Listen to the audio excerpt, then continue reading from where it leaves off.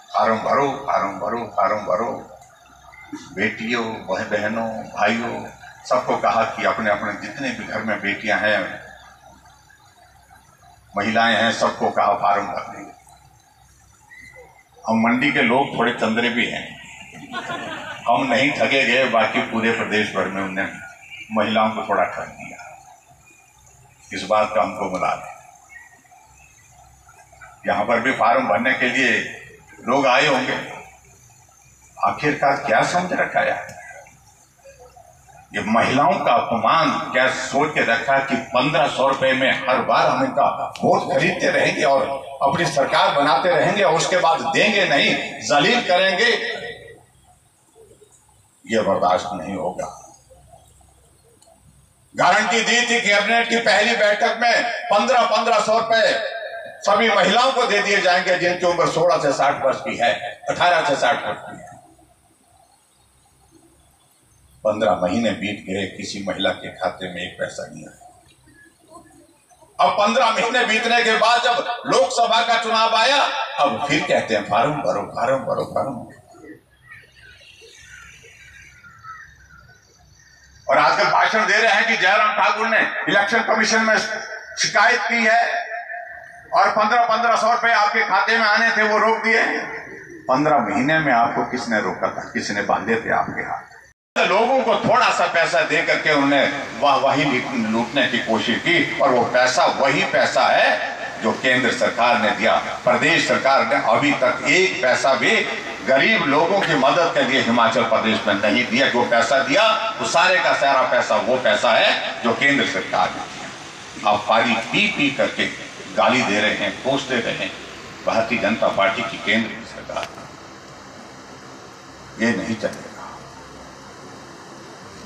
आज हिमाचल प्रदेश में सरकार है कि नहीं, यही मालूम नहीं पड़ रहा है। राज्यसभा का चुनाव होता है, उनका बहुमत होने के बावजूद उनका राज्यसभा का कैंडिडेट चुनाव हार जाता है। इसका मतलब है कि हिमाचल प्रदेश में कांग्रेस बहुमत खो चुकी है। ये सरकार भाई और बहनों गिर चुकी है, बहुमत में भी गिर चुकी है और नजरों में भी गिर चुकी है। ये मैं आप सबके बीच में कहना चाहता हूं, सरकार है ही नहीं।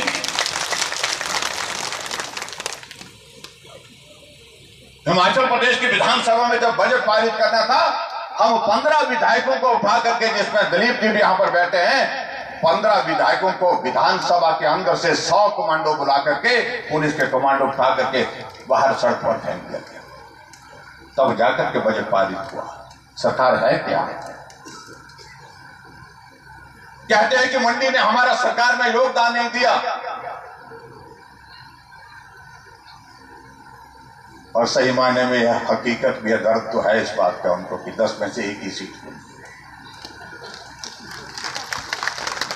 और अब की बार इस दर्द और ज्यादा बढ़ेगी जब कंगना जी यहां से लोकसभा के लिए जीत करके दिल्ली पहुंचेंगे, तो यह दर्द बहुत बड़ा हो जाएगा। जिसको हासिल किया लंबे संघर्ष के बाद कंगना जी ने, और एक मुकाम ये है जहां समाज के बीच में समर्पित होकर के आपकी सेवा करने का इन्होंने वचन लिया है, और उस वादे को पूरा करने के लिए आप सबके बीच में आप सबका आशीर्वाद लेने के लिए आज यहां पर है।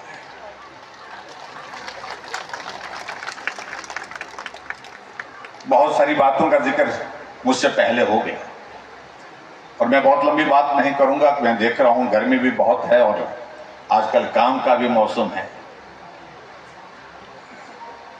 लेकिन हमारे भी काम का मौसम यही है।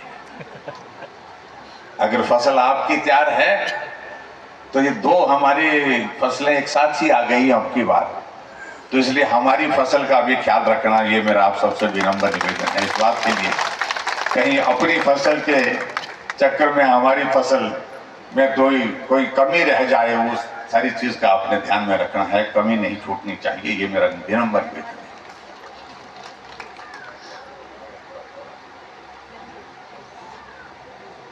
भारतीय जनता पार्टी के हमारे राष्ट्रीय नेतृत्व ने मंडी लोकसभा क्षेत्र से इस हिमाचल की बेटी, सरकाघाट की बेटी और मंडी की बेटी कंगना जी को अपना पार्टी का टिकट दिया। और स्वाभाविक रूप से ऐसा नहीं था कि हमारी पार्टी आज जो देश की नहीं दुनिया की सबसे बड़ी पार्टी, लेकिन पार्टी ने सारे विचारों को सोच विचार करके जो निर्णय लिया है उस निर्णय का सम्मान करने के लिए हम सब लोगों को अपना योगदान देना है। मैं इस बात को दावे के साथ कह सकता हूं, जहां तक महिलाओं की अगर बात आती है, यहां पर कंगना जी कह रही थी कांग्रेस पार्टी में महिलाओं के सम्मान की बात करनी होती,